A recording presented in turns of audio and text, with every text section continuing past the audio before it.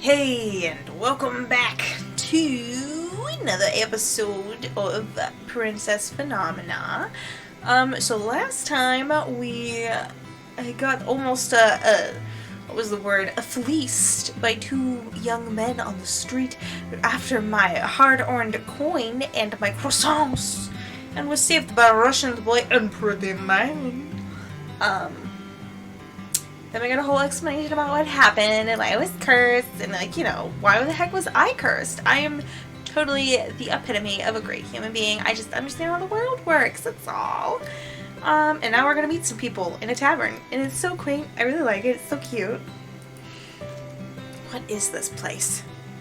There are several people in the room chatting amiably with each other.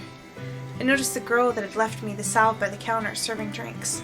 But as soon as the people in the room notice me, the room falls into immediate silence. Well, look at what we have here. The Ice Princess herself. Huh? They know who I am? She was the same lady in the... They all know who I am. I didn't think it was true. Cursed for her cold-heartedness. As to be expected. You remember who I am, and yet you still treat me like this? Well, you aren't really a princess anymore, are you? You're one of us now, girl. Disgusting. Everyone, please. You shouldn't be treating a newcomer like this. Princess, let me apologize. They mean no offense. I cannot believe that. Not even when the people Parfait is referring to simply smirk and shrug as I meet their gazes. What is this place? Welcome to the Marchand Tavern, a home for those with a fairy tale curse.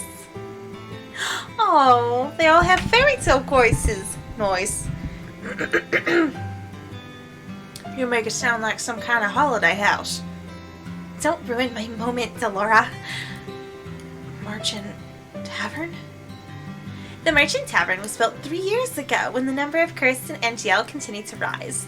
The goal is to gather those affected so they might help each other break their curse. Of course, I am also here to provide help as necessary. Only the cursed and those allied with our cause can stay here. The evil and the wicked can never find this place. Most of the people here are cursed? How come these people remember who I am? The cursed are not affected by the conditions of someone else's curse. Your condition is simple. Everyone has forgotten about you as the crown princess. But because these people here are cursed, they still remember your title. It goes without saying that fairies and witches are also not affected. Come, princess, let me introduce you to the few boarders we have at the Marchand. Parfait beckons the servant girl over. Oh my god, I cannot talk. This is Anise. She helps out in Marchand and does most of the cooking. I'm sure you understand why she's working here now. I believe she deserves an apology. Miss Delora, what are you talking about? Don't you worry your sweet little head over it. You don't remember what this Ice Princess did to you. Huh? I have nothing to apologize for. Clumsiness does not befit a palace maid.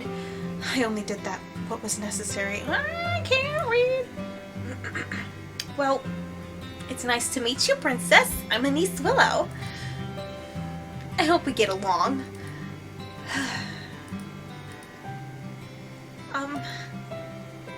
Really? This is how you're going to start doing good? I don't believe I asked for your opinion. Please, you two, no fighting.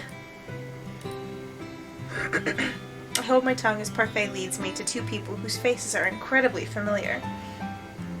I don't know these people, but ooh, look at this cute spatoots and look at this strapping. Get extra strap. Young lad! There are faces I've seen in the palace before. This is Jurian Valiant and Garland. Yeah, Garland Belrot.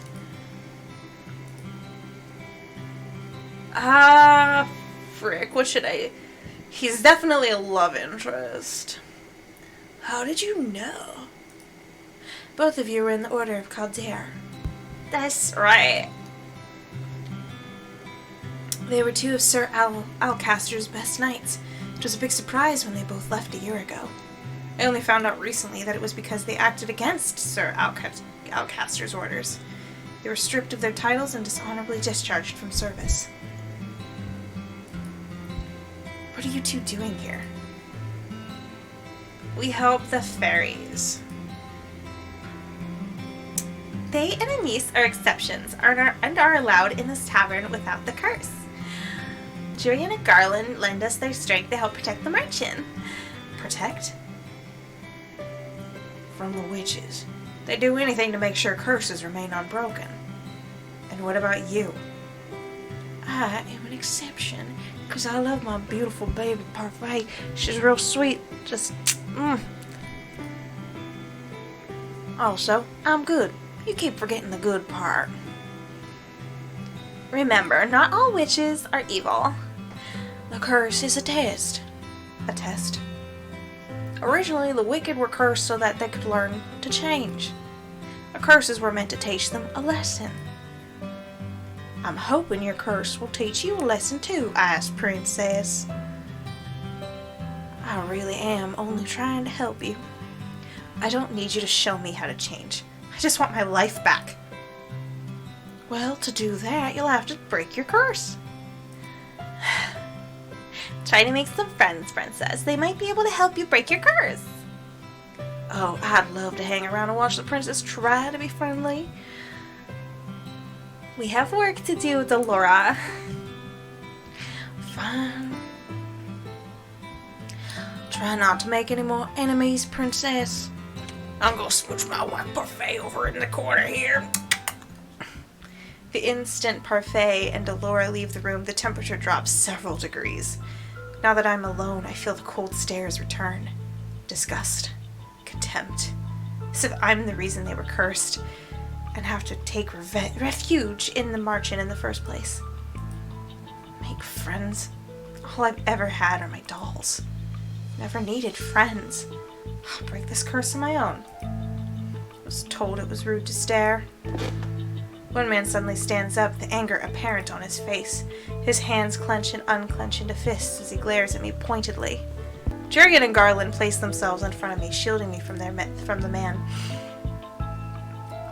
You know the rules. What happened in the past stays in the past. And no one is allowed to harm anyone else in the margin.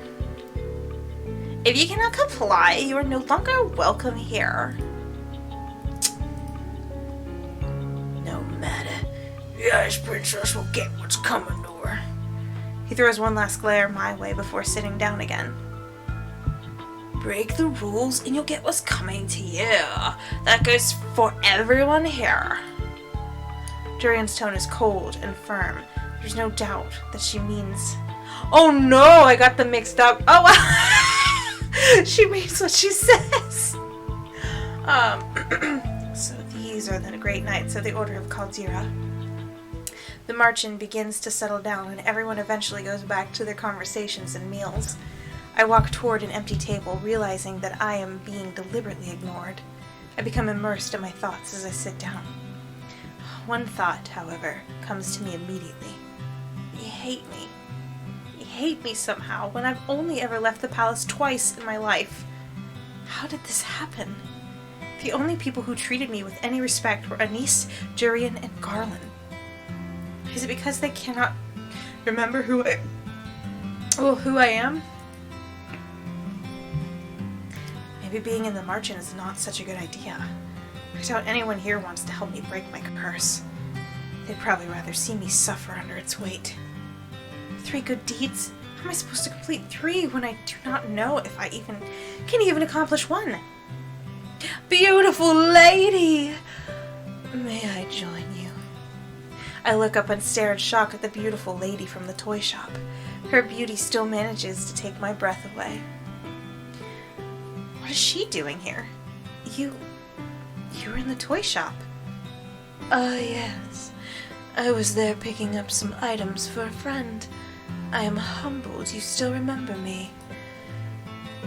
Allow me to introduce myself. I am Miss Karma. Oh no! I have frozen! Help! I have frozen! I've frozen! Everything is frozen! Oh no! Ah! Let's go to the log, see if I clicked. Your name is Karma? There we go. A suitable name for someone as beautiful as me, no? Karma, your narcissism is going to scare the princess away. E-boy, you come back to us! We love you! Oh. You are that magician boy. No, it's freezing again! Stop! Boy. Oh, how appropriate. Boy! Call me that one more time and I'll ruin that pretty face of yours. You would hit a lady? How savage. Anyway, I'm Waltz Cresswell. I have the Neverland curse. Hey! Oh, so you're secretly a man, but you've been a boy for years now. What about you, princess? What's your fairy tale curse? Does everyone share what their curse is? We talk about this freely in Martian. The whole point is helping each other break our curses after all. Hard to do that if we keep our fairy tale secret. He pauses, then narrows his eyes slightly. Oh, so I get you the Beauty and the Beast, so you're a lady in the day and a man at night. That's what that is, right? Well, some people keep their fairy tales a secret. He eyes Karma briefly, cocking an eyebrow. The smile never leaves Karma's face. Has anyone managed to break their curse? I've been told that a few have. A few? It's not very reassuring. Well, at least the curses can be broken. I cannot particularly say that reassures me either. What ails you, darling? Is it your curse? You can talk to us about it. Tell us what it is. Cinderella.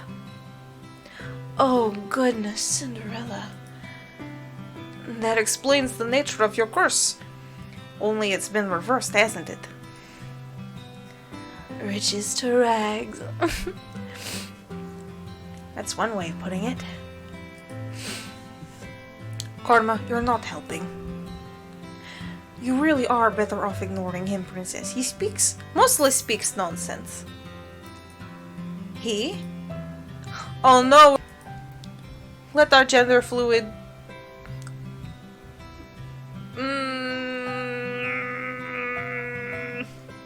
I can't think of what to rule. I'm just gonna say gender fluid ruler, I guess, at this point, because queen and king are different, and patriarch is a father, right? No? Oh well. Princess? Parfait's voice takes me by surprise. I hadn't even noticed her entering the room again. May I speak with you? Stop freezing! There we go. I'd like you to meet someone, though I'm sure you already know him quite well. It's Rod! What's up, Rod? Rod? So, you really are cursed. I was the one that gave Sebby to Rod so that he still had some way to voice his opinions. Sebby? Look. Short for Sebastian. Cute, isn't it? Oh god! Oh no, what? It's nice to meet you, princess. Sebby's voice changes when it greets me. The tone it uses is lower whenever it speaks for Rod. Perhaps that is what Rod's voice actually sounds like? Wait, if he remembers me, does that mean... The mermaid's curse. What? That is my curse. Rod has been mute all this time because he's cursed? Does everyone else know? Obviously, they are my family. Even the king? He knows as well. So am I the only one you never told? I didn't think you'd particularly care either way. He's not wrong. Yet, I cannot believe I did not know. I was left out once again. But you don't make an effort to be involved, hon. I'm sorry. What are you doing here? I have been trying to help Rod with his curse. This is why he comes to the March-In from time to time. But I don't even want... Anyway, I only came here today to confirm that you were truly cursed. I wanted to see it with my own eyes because I'm a vindictive little man, but also you're kind of a bitch. It was a big surprise when I woke up one day and you weren't in the palace. An even bigger surprise when I found out no one remembered you. It's been days since I was cursed. I wonder, how are things in the palace? Livelier, happier. Happier? I've never seen my family happier than they are now. I'd say it's a good thing you aren't a princess anymore. I'd always thought Rot didn't really care about me regardless, but this is the truth? But this is the truth? So this is how you truly feel. Why not? Let's communicate. So I have to be cursed for you to open up about how you truly feel. The only reason I didn't say anything earlier was because Emma Lane didn't want me to. I'm happier too now that you're gone. I don't have to pretend to like you anymore. I'm going to return to the palace now. I'm gone and they're all happier. Your very existence has been erased in the palace. They've never known you. It doesn't mean they're happier without you. Even the king. What did I expect? Why did you bring me here? The people in the march and I shouldn't have left you alone in there. I'm sorry. You knew how they felt about me. What have I ever done to them? Now, isn't the right time to explain? When will it be the right time? So many things have already happened to you. I need you to be patient, Gaia. Has the prince already left? Yes, he has. Princess, we'll talk about this later. For now, you must focus on breaking your curse. Did I miss something? No. Right. Maybe the fairy is right. I don't think I'm ready to find out how I made so many people hate me. Well, Parfait, I think it's time we get down to business. What should we do with her? What are you talking about now?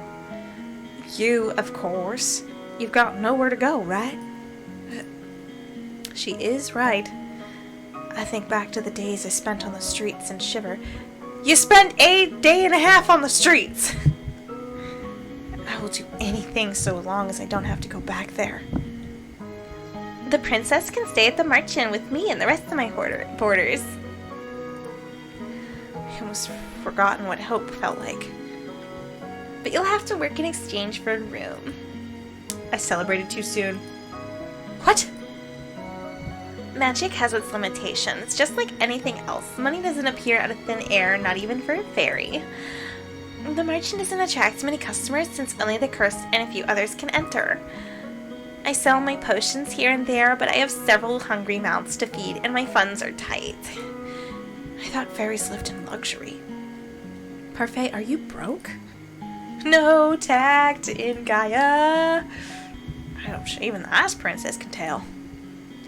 And you still take people in? That's always been how Parfait operates. She's good-natured to a fault. I'm told suffocating beneath my debt will be what kills me. Why don't you just leave? I assume you make enough to take care of yourself. Leave someone who's in need of help? I could never. And that, princess, is how goodness works. How goodness works? It's not as if I accept freeloaders. All my boarders help me run the marching and do errands. The princess has never worked a day in her life. I doubt she'll be useful. If karma can be useful, anyone can. I have yet to see karma be anything but useless. Princess, you're more than welcome to stay if you're willing to help out. It's the least you can do in exchange for a roof over your head and 3 meals a day. Oh, and shoes. Do I even have a choice?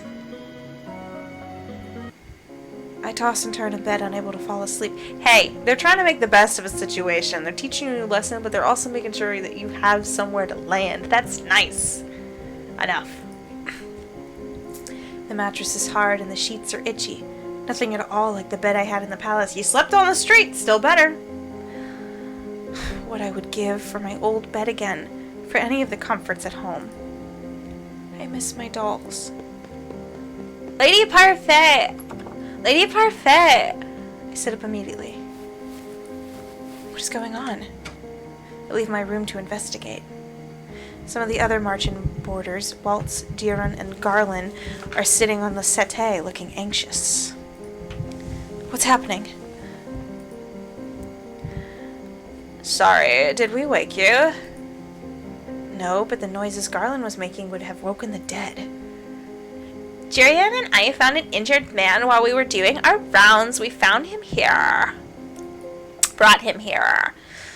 An injured man? Wait, what were you doing outside? It's almost 1 a.m. Nothing you need to worry about. Lady Parfait and Niece are tending to the man now. These people. Will they just help anyone they find on the streets? What if this man is dangerous? What do you think the witches got to him? It's possible. We'll have to find out when he wakes up.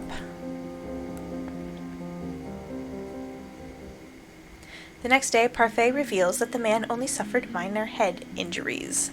She says that she expects him to wake soon. I look at the tray of food in my hands. Anise has asked me to bring up to the stranger's room while she finishes the rest of her cooking. I would never have been asked to do this in the palace. Goodness, what's that poor tray done to you to deserve that look?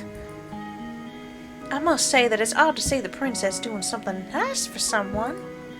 What do you want? I have something to ask the man that was brought in last night.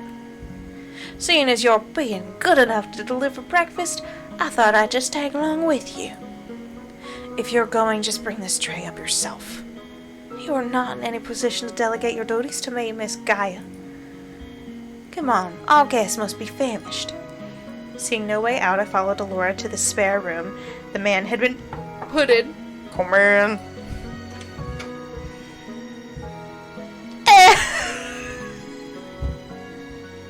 I always get it wrong. I thought the man would have been old, but to my surprise, he looks young, probably in his early 20s. He seems lost in reverie as he stares at a small notebook. Good morning. Good to see you're awake and breathing. The man looks up at her, and when she speaks, the instant he sees us, his eyes widen. Why is he staring at us like that? Am I dead? What? I'm in heaven. Or maybe. Oh no! You two are angels that have fallen out of it. I see. What can a humble gentleman like myself do for your lonely ladies? Ah, you could join me on this bed. It's very comfortable and there's plenty of room for both of you. I'll follow your lead on this one, princess. Princess? Of course. Such a beautiful lady could only be a princess. Look at the noble way you hold up the tray. The tray at him. She's ill-tempered. We're gonna do it. Can I throw the tray at him? I'm tempted to let you. Oh no. Fast as well. Oh, be still my beating heart. You. Oh, he's awake. Another lovely lady has entered my chambers. I don't think my heart can handle the perfection of 3 of you at once. I think I know how Casanova here got those head injuries. Some ladies decided she'd had enough of his rubbish and wanted to punish him. It's a lot of patience. He may not even be in the right state of mind right now. He did take injuries to the head after all. The man finally stops to look just at me. He narrows his eyes and stares so hard I almost want to slap him. What? You're familiar. But no, it's impossible. Aren't you the crown princess? What are you doing here? If he knows, then he's... Well, he's definitely not a witch or a fairy. It can only mean one thing if he recognizes the ice princess. What is your name, good sir? I would answer any questions you ask of me, madam, but... The man looks down at the notebook in his hand. I don't remember. Amnesia? I know everything about Angel, and yet I don't know the first thing about myself. Except that I have the Rumpelstiltskin curse. Oh! Rumpelstiltskin, is that a fairy tale? I knew it. He's got the fairy tale curse. Fairy tale curse? Are you Grim? I'm gonna say you're fucking Grim. I'm guessing. I'm metagaming. Do you remember how to break it? From what I remember, I need to somehow collect 3 memories and get them to appear in this journal as entries.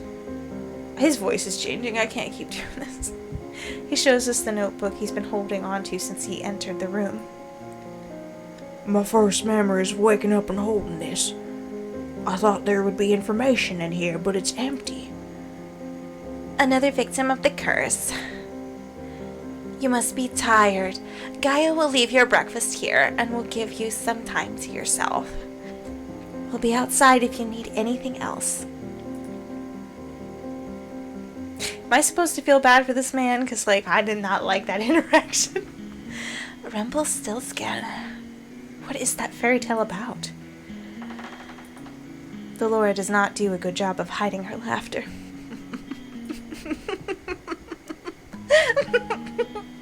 She snorts and I cross my arms, embarrassed. Mother burned the fairy tales in the palace before I got the chance to read all of them. Fine, I'll keep it short.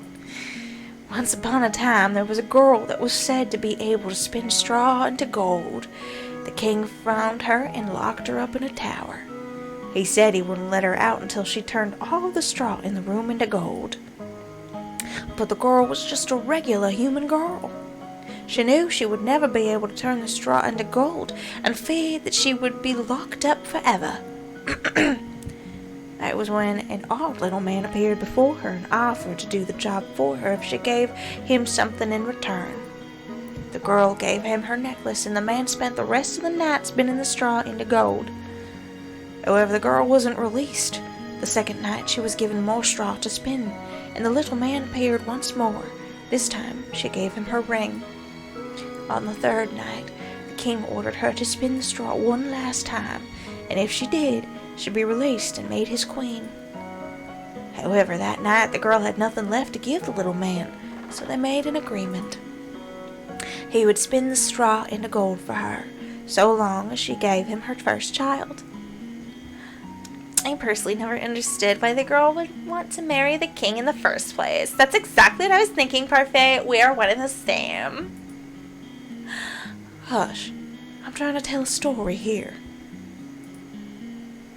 Years passed and the queen finally gave birth to her first child.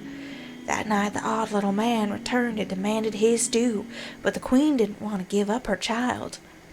The man then said that he wouldn't take the child if the queen was able to guess his name in 3 days. The man's name was Rumpelstiltskin. Did she guess it? Oh yeah. That night before her time was officially up, the queen was drawn to the forest by the sound of a little voice. She saw the little man celebrating his upcoming victory, singing about how nobody had or ever would guess his real name, which was Rumpelstiltskin. He does not sound particularly smart.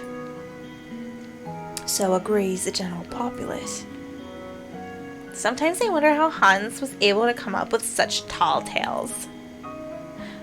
Well, the merchant is opening soon. I expect another busy day. Especially busy for you, Gaia. You need to start coming up with good deeds.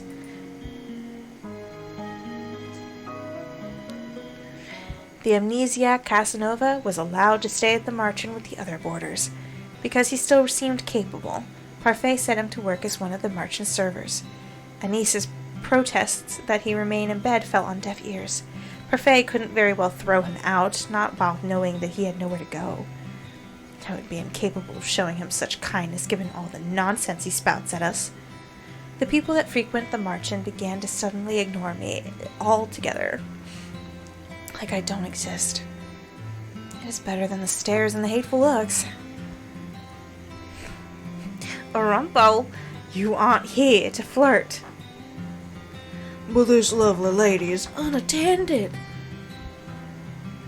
Sir Rumple, please, you're making me blush. Because the man couldn't remember his name, he fashioned one from his own curse. Rumple.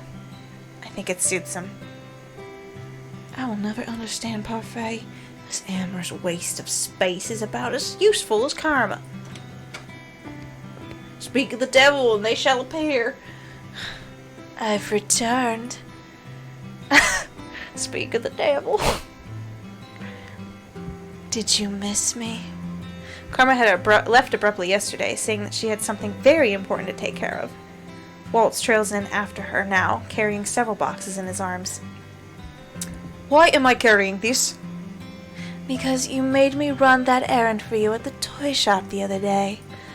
And because gentlemen carry things for ladies. I'm going to drop them now. Those boxes contain very important contents. Welcome home, Miss Karma. Nice to see you've survived the trip, Waltz. Thank you, Anis. So this is our new housemate. We've not had the opportunity to meet. He's gonna make you feel so uncomfortable.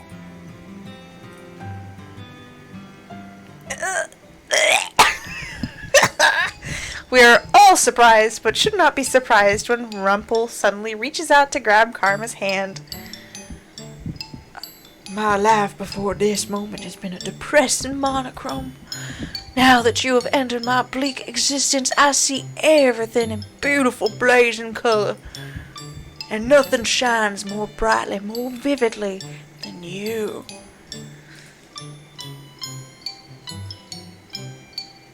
I am Rumple, my sweet. Let us talk of marriage and things. I stare at Karma, waiting for her to flirt back. At the very least, I expect her to wave Rumple away from being a fool. But she remains eerily silent. Answer me, my angel, I beg of you. Keep. Say the word and it is done. Your filthy hands off of me. Swack. You kind of deserved it, my boyo. Not again. I would never be interested in the likes of you. Oh, go on, lad. Give him a good beating, like the one you gave to me. My queen, there is no need for violence. What did you call me? Well, please calm down. Rumple's still recovering. What is going on? Karma is a man. Doesn't take kindly to being flirted with. Or proposed to. She is a man? But your voice, your face, your breasts. Yes, thank you. Oh. That's what you're focusing on? Pervert. I worship all aspects of the female form, but my particularly favorite has always been... Ow! Do yourself a favor and shut up. I never would have known. But why would he do this? Don't look at me like that. I have my reasons. Is it because of your curse? Yes. I am undone. My heart is in pieces. You knew him for 10 minutes. For those that can hear the music of their heart, like I, it takes only a look to fall madly, irrevocably in love. I must leave. My heart will need time to heal.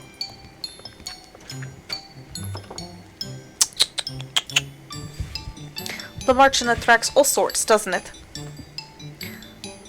That one is entirely Parfait's fault. Alright, nothing to see here, back to work. I'm still in shock from what I learned earlier. Karma, a man. It is not fair that he's so beautiful as a woman. If the female population of Angiel knew the truth, Karma would be hunted down for making the rest of us pale in comparison. Or we could all just, pretty person. Anais, being good, I suppose, prepared a special lunch to welcome the newest Marchin boarders. We have all been invited to the private dining room. Excuse me, is Lady Parfait here? Prince Rod, perfect timing. Please join us for lunch. I only came to talk to you, Lady Parfait. Oh, do you have a crush, my boy? But I'm hungry and I've no wish to make you wait while I eat. Come, join us. Please, Your Highness, I made too much as usual. You must help us finish. Very well. A cursed princess and a cursed prince. What an eccentric collection of friends you have, Lady Parfait. I wouldn't say they were eccentric necessarily. You're the most eccentric one here, Rumple. Really now? I sit silently in my chair. I am uncomfortable around so many people. Even when Mother was alive, I had all my meals alone, since my parents were always too busy to sit down for meals with me. The meals with Ophelia and her children were also always awkward and silent. Somehow the atmosphere here is lively and friendly, even though I barely know anyone here. Is something wrong? Excuse me? You've barely touched your food. Don't you like it? Dolores said this was one of your favorites. I don't know what's happening with her voice either. I'm just not used to eating with company, that's all. They say that sharing a meal brings the family closer together. Garland. I apologize. Close together, huh? So, have you made any progress on how to do those good deeds, Princess? There's no way admitting that I do not even know how to complete one. Oh, I forgot you're not so good on the doing good front. You're not very helpful. Why don't you ask someone to teach you how to do good? What? Well, that's not something you hear every day. As in, take some kind of lessons? If you're having so much trouble on your own, you should ask someone to give you some advice or teach you. It's as simple as that. What is this I hear? The princess needs advice? Well then, she's in luck. I happen to give the most excellent advice, and believe me when I say I can teach almost anything. Princess is indeed lucky as I am available for teaching duties. Wink you. No doubt I'd be the better choice as I don't go about deceiving the world. Excuse me? Rumple, I'm really not liking you. From one-sided flirting to bitter enemies, and all in the span of a few hours. The man broke my heart. Anyway, I'd also be happy to help you in any way I can, Princess. I'm sure your stepbrother would be happy to help as well. No, he wouldn't. I don't think I would make the best teacher for this sort of thing. I might have to end it here just because I'm losing all these voices. Help. I only teach others how to fight. Never mind the fact that Jurian herself still struggles to be good. What? You're lucky, aren't you? So many people are willing to help you. Why? Why are you all willing to help me? That's what we do at the Marchand. We help each other. Lesson number 1, doing good means helping whenever one can. Just let any of us know if you want our help. Trust no one but yourself. You need not care for anyone but yourself. This is what Mother in the last few years have taught me. I've always been alone, and it's easier that way, and yet these strangers, these people that I've only known for a few days, are so willing to help me when they will gain nothing in return. Is this the goodness I was meant to see, Father? How can I even begin to trust and care for others when I have forgotten how to do so?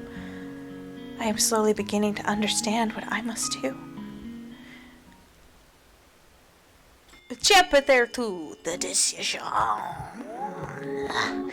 And I think now is a great time to end episode 3. Thanks for watching.